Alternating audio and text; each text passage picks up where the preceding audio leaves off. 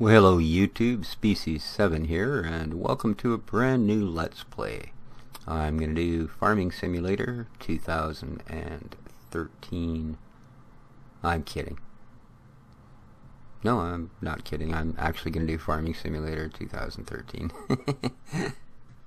And it's an excellent game. A company called Giants puts this out. And I've seen a couple of people do this, do the walkthrough on it. Those are quite the fancy little lamps for a farm.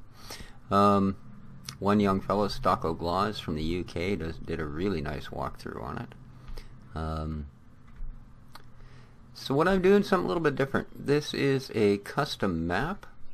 This is called The Great States, and it's put out by fsmodding.com.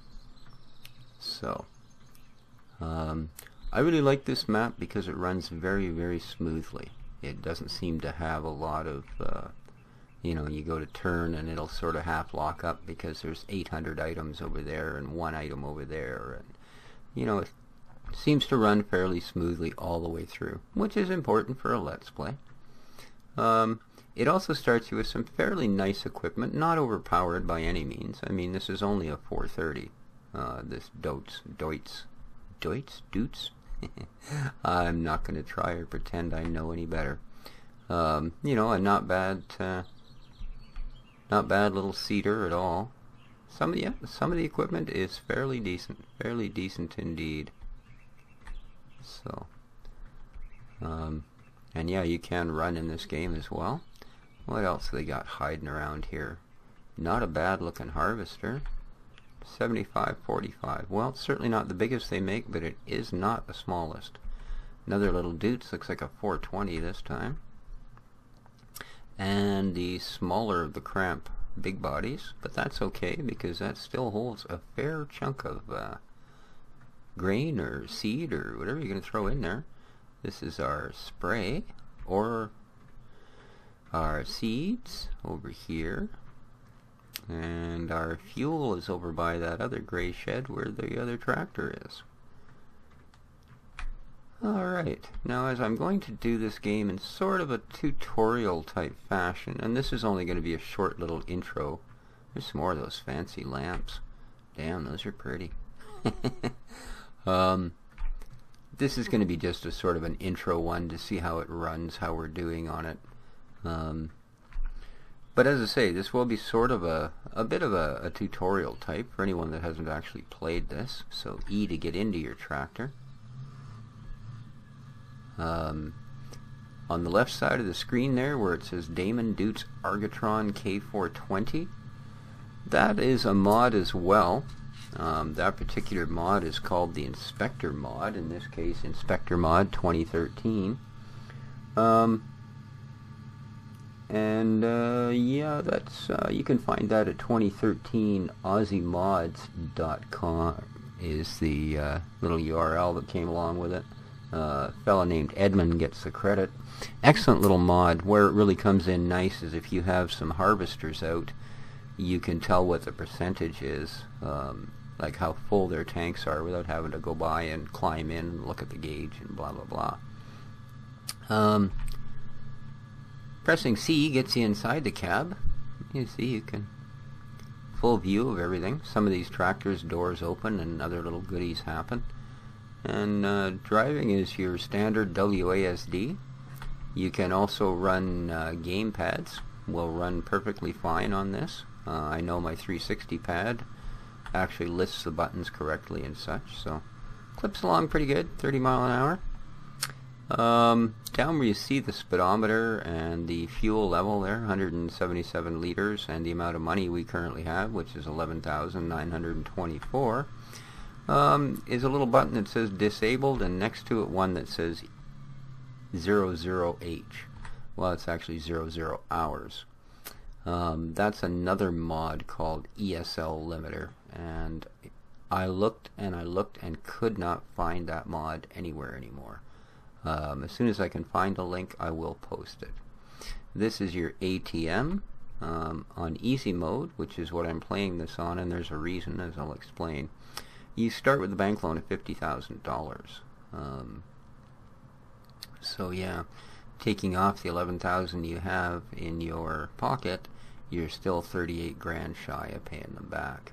You can borrow up to 200,000 in chunks of 5,000. Like I could pull the other 150,000 right now, go buy a really fancy piece of something that I probably don't need at the moment, and not have that resource for the rest of the game. Or I could try and do some crops and actually pay that back, because those loan payments come out every day. The way you can look at your finances, if you press the P button, oh, we won't press that, we'll press I instead, and zoom in with the 9. That's your PDA. As you can see, it has your map. The fields numbered in green are fields we actually own, and those are given to us at the beginning of the game. The fields in white are generally fields ready for purchase. The other little symbols we'll explain as we require using them. Next function on here, weather forecast for a couple of days. That's kind of handy. The entire 100+ hours I put into the original Hagenstad game when I first played 2013 here, didn't get any rain. I did watch another YouTuber's video though where it did start raining, and it rained the entire day on him. So, and apparently the warning came up, you're not supposed to harvest when it's raining. So, but I never had it happen to me. Prices, this shows the prices of what crops are currently worth at the different places. Farm shop and freight yard and inn, and that hidden one is a part of this map. He has a hidden sell point on the map. And the last tab will tell you if there are any great demands. Now, great demands are very important because, for instance, where it says wheat at the farm shop for 11.18, if the farm shop had a great demand for wheat, they might pay 2,000 instead of 11.18. So it's always worth checking.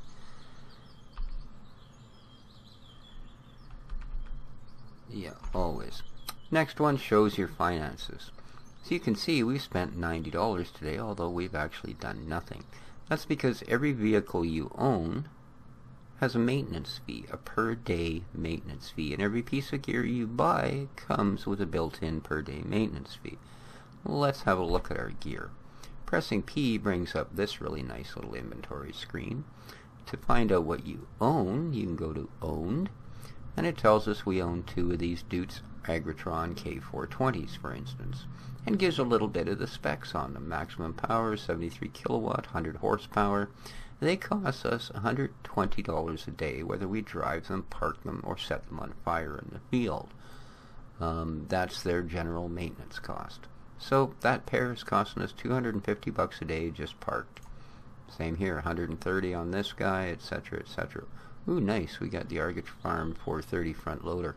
Probably the most versatile piece of equipment on the farm. And it will, like I say, this particular one will give you a list of everything that you currently own. Or you can go to sorting by machine. This will show you every available tractor in the game.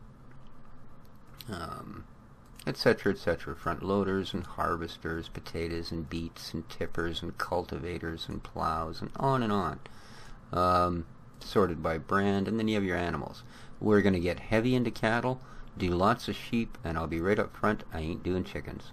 You can't make money off them, and they are loud and obnoxious. You can't even park a piece of gear near the fence that borders them because it will drive you nuts. So, cows, big money maker. Big money maker. We will get into them. Of course, they're not cheap. They're $2,000 a piece. Right now, I could buy 5 cows and be broke. But, placeable objects, sheds and things, and then you get mods. And as you can see, I do have a few fair bits of mods. So, yeah. And as we use them, and you also have sales. So, there you go. The other really nice feature is this set of screens. There we go. This is the map we're playing by FS Modding. There's his link. This is your briefing screen. You can move to your map screen, and your map shows you a couple of things. You can be on growth, and this shows us that here's those 4 fields we own, 13, 7, 9, and 8. You can see 8 is dark, but 7, 13, and 9 are bright green. Well, bright green tells us they're in the first stage of ready to harvest, so we can actually harvest these 3 fields. These other areas, you'll notice they're not in numbered fields. Those are patches of grass. grass can make you big money too, and we'll get into that as the game goes on. The other view in maps is this one, fruit types. Now we know these 3 fields are ready, but what's in them? Well, field 7 has wheat, field 13 is barley, and field 9 has canola. Nice, canola always sells for really good money. The next view you get is your vehicle selection. So once you own all these fields, let's say you've got your big trailer sitting down here and you get a great demand for wheat. Well, your tractor's up here and the silos are here, so you can drive all the way down here and get your trailer. But this will tell you where it is. Right now, the only thing that isn't right at our farm is that, and I would assume this is at our cow farm. You can also switch. As you see, if I turn tractors off, all the green buttons with tractors disappeared. Turn harvesters off, now we can find just our tools. And this is just to help you find things, basically. If I click Reset Next Vehicle, and then was say to click this, it would appear back at our farm with all the rest of this gear. That is really handy. Again, going back to if you had your trailer here and forgot where it was, not only could you find it, you could turn these off and only tools and trailers, and there'd be a lone trailer out here. But by simply clicking this, you can have it come back to your farm. So the vehicle selection screen comes in handy. Later, the more you get into the game, the handier it comes in, believe me. And then you have settings. Now settings, your time scale, the default is 5x real time. And that can go all the way up to 120x. Don't really want to do that right now. Missions is set to no missions because there are no missions in this game. And that is why I'm playing on easy mode. With missions enabled, and you can enable them right up to every 2 minutes they'll offer you a mission. And a mission will get you $7,000 to $10,000 on average. Harvesting an entire field of a reasonable size might get you $20,000.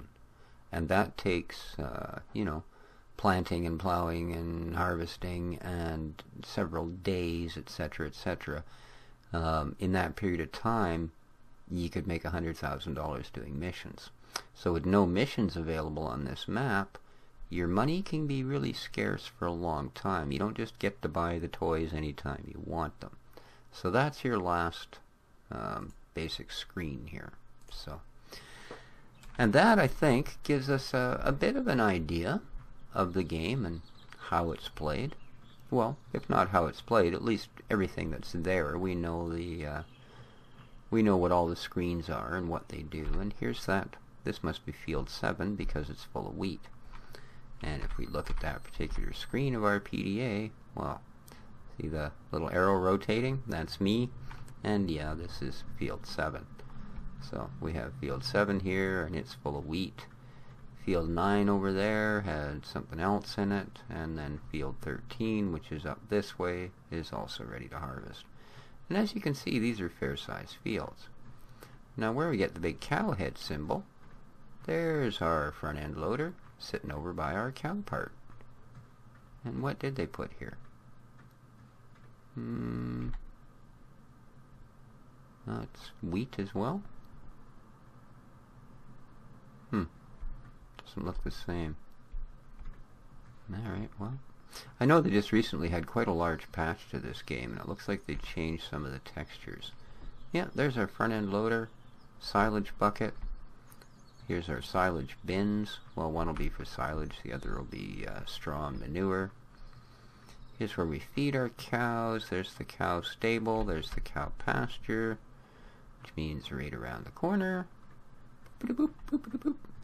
Here we go. Here's where we can blow in all our straw, our mixed food, our grass. And this is where we pick up liquid manure. And this is where the milk truck will come and pick up our milk. So, and there's that last crop in field 9. So there you go. That's what our farm starts with. Well, if you press the tab button, it'll put you in a vehicle. And every time you press the tab button, it'll put you in a different vehicle. If you want to go back to the vehicle you were in before, press Control and Tab. Or, I'm sorry, Alt and Tab. That'll just keep shuffling you to the last one, I think, if you press Control or Alt. Are we actually attached? No, we're not. So let's back up. In fact, let's get in the cab and back up. There we go. That looks about good. Pressing Q will attach anything you need attached. And we can turn back around, and you'll notice that it now says I have the Deutz Argatron K420 and a Cramp BBE 500. And there we go. Now we're hauling a trailer. So you can see from behind us here, pulling our little trailer along. And it does kip along pretty good. So, anyway, folks, I really do think that's going to do it for this episode. I'm really looking forward to doing this simulator Let's Play. This game is absolutely awesome. It might seem a little odd or a little boring to some, but there's a lot to it. It's a lot of management, and it's a lot of fun. So, until next time, this is Species 7 signing off. Have a good day, peeps. Ciao for now.